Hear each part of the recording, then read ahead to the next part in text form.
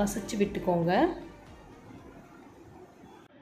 கரண்டியில் மசிக்கிறது கொஞ்சம் கஷ்டம்தான். அதனால ஏதாவது ஹேண்ட் பிளெண்டர் இருந்தால் அதை வச்சு மசிச்சுக்கோங்க.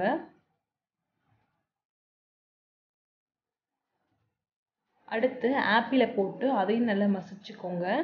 ஆப்பிள் ரொம்ப மசிக்க வேண்டாம், கொஞ்சம் ஓரளவுக்கு இருந்தால் போதும்.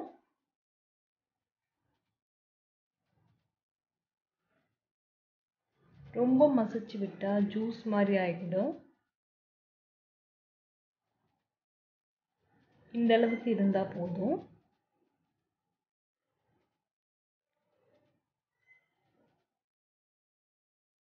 நெக்ஸ்ட்டு பச்சை திராட்சையை சேர்த்துக்கோங்க.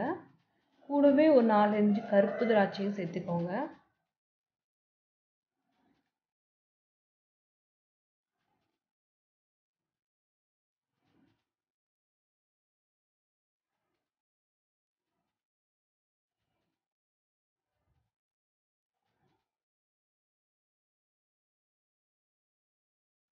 அடுத்து தர்பூசணி சேர்த்துக்கோங்க. தர்பூசணிக்கு பதில் அன்னாச்சி பழம், பப்பாளி பழம் இது கிடைச்சாலும் சேர்த்துக்கலாம்.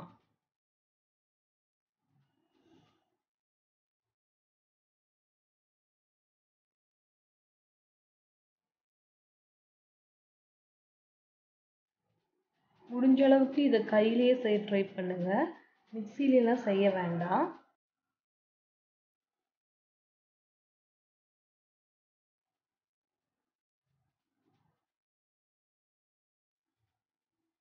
தண்ணி எதுவும் ஆட் பண்ண வேண்டாம், தர்பூசணி பழமே நல்லா தண்ணி விட்டுரும் உங்களுக்கு. இது கூட மாதுளம்பழம் சேர்த்துக்கோங்க. மீதம் இருக்கும் கருப்பு முந்திரியும் சேர்த்துக்கோங்க. முந்திரியையும் மாதுளம் பழத்தையும் போட்டு நல்லா மசிக்க வேண்டாம், அது முழுசாகவே இருக்கட்டும்.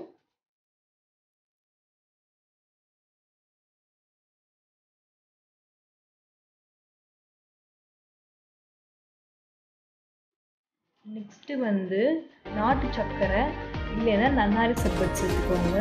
அது இல்லை அப்படின்னா ஜேஎம்எஸ் சேர்த்துக்கிட்டிங்கன்னா, நார்மல் சர்பத் சேர்த்துக்கிட்டிங்கன்னா உங்களுக்கு நல்ல கலர் கொடுக்கும்.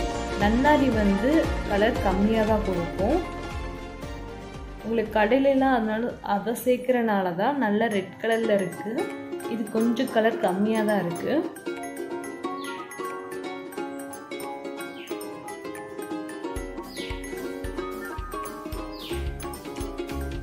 உங்களுக்கு தண்ணி தேவைப்பட்டால் தண்ணி சேர்க்க வேண்டாம், அதுக்கு பதில் ஐஸ் க்யூப் சேர்த்துக்கோங்க. அதுவே உங்களுக்கு தண்ணி கொஞ்சம் கொடுக்கும்.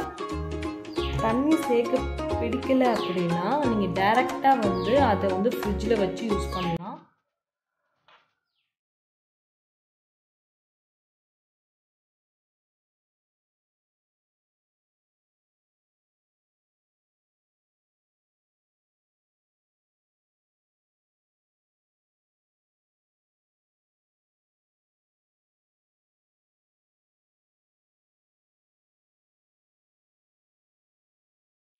இப்போது மிக்சர் ஜூஸ் ரெடி.